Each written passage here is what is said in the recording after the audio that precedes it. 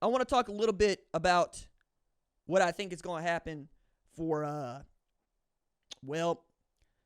Texas, Mississippi State, because Steve Sarkisian is making loud noises like Quinn Ewers might not play against Mississippi State. As a matter of fact, the quote that he gave earlier this week is, he's got to do enough to show me he can play. Can he execute the game plan? I kind of need to see how he responds from today's work, and then what it looks like on Tuesday, and then Wednesday, which are pretty heavy days for him, and then how he rebounds on Thursday. It's going to be kind of a work in progress, but today was a good start. Talk about Monday. Look here. I don't expect to see Quinn Ewers play against Mississippi State. Okay? I'm not going to be shocked if he does, but I do not expect to see Quinn Ewers play against Mississippi State. On the one hand, you could say, yeah, they got the golden arch. They're having the McDowell moment at Texas. You know what I'm saying? They got the golden arches. We got the golden arch. You know what I'm saying? Cleo knows what's going on. He understands. You know, my buns have no seeds. Now, Prince Hakeem, take this mop, go do what you got to do in the back, and we'll call you when we got to play Oklahoma. Okay?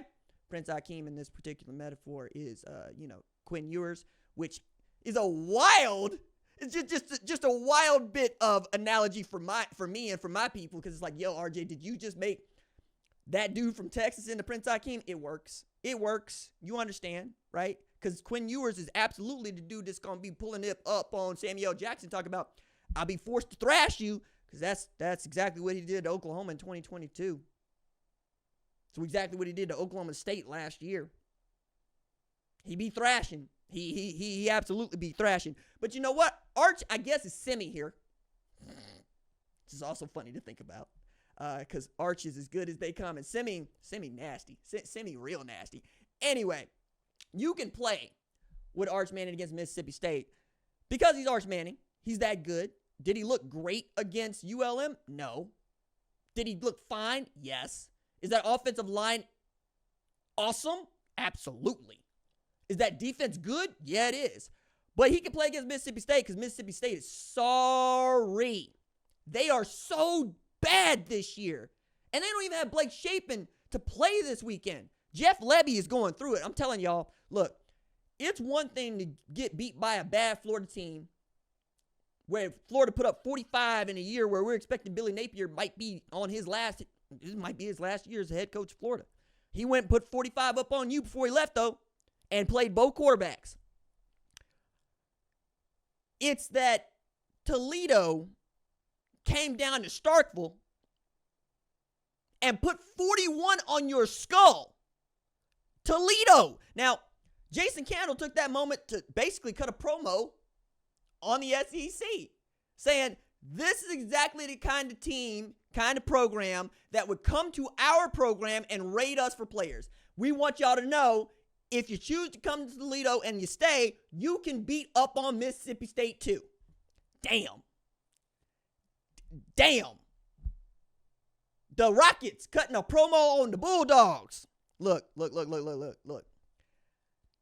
It used to be time for somebody to go as a head coach when they lost Mississippi State. Do you know why? I know this because, this is who I am. Sylvester Crooms, the first black head coach in SEC history. And he was head coach of Mississippi State for a very long time. And Sly Croom is just, he just cool, right? Walking, talking black history fact. But they were never good, okay? They were sometimes decent, never good. But if you lost to Sly Croom, you had to go.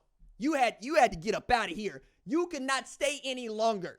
So I'm telling y'all, if you want to see Texas fans lose their minds, have them lose Mississippi State this weekend. It ain't going to happen, but I'm telling you, that's where we would go with this, because quiet as it is kept, Texas is the last all-white team to win a national championship in 1969, playing against Arkansas.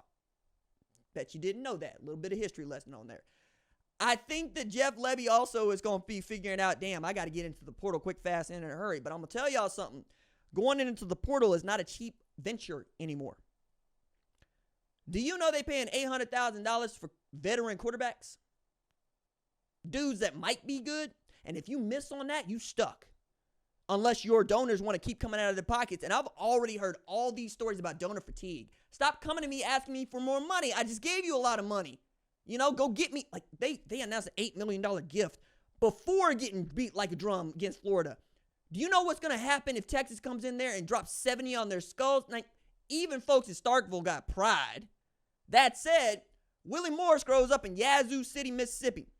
You know where Willie Morris went to undergrad? Texas. One day I'm going to go suss that out because I don't think it's in North Toward Home why he decided to go to the University of Texas. I mean, Willie Morris is one of the great American writers who's ever lived, and Mississippi be pumping him out. Kiese Layman, Jasmine Ward, William Faulkner. We can keep going, right? Yeah, I know John Grisham wrote novels. I just don't. That ain't the kind of writing that I'm. Let me get up off this. John Grisham's house is bigger than the University of Mississippi, so I'm gonna let that go. Just not necessarily my speed. That's all.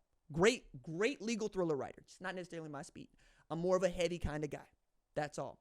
I'm more of a Barry Hannah fan, if I'm being quite honest with you.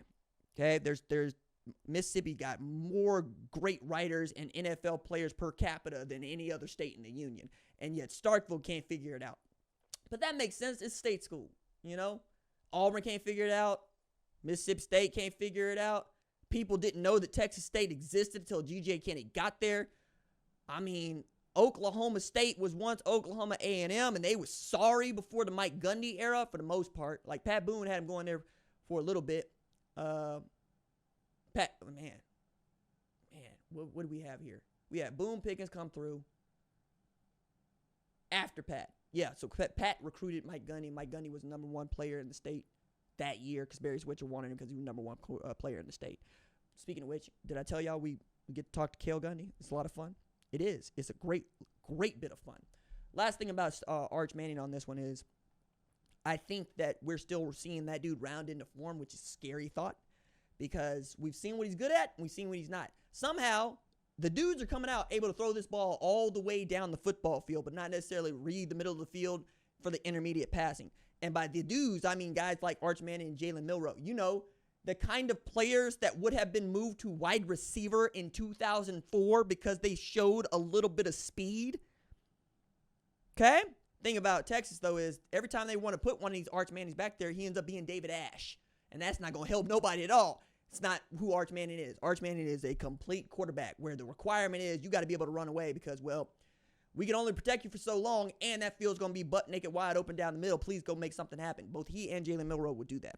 But Sark said, following the game against ULM, Arch is a really good deep ball passer, and it gives guys chances to go make plays on shots down the field. With a young quarterback, I'm kind of kicking myself a little. I wish I had a few other freebie completions for him just so that there could, have been a little bit more balance, getting that completion percentage up, being efficient, moving the chains. Yeah, that's one way to do it. But Arch ain't afraid to take out the Sharps long gun and take a shot clear across the state line. He had 8 passes of 15 yards or more that he attempted. Like he will sling it, and I absolutely love that. And I have gone half an hour here before we even bring up Jackson Dart being one of those dudes, one of them dudes, National Date Area Player of the Year. Usually that's a pretty great quarterback. Jackson Dart's a pretty great quarterback. Dude's named Jackson. Jackson Arnold, Jackson Dart, Jackson Smith and Jigba. Dayton Raiola looks like Jackson Mahomes, guys. I just need to get that out of my system.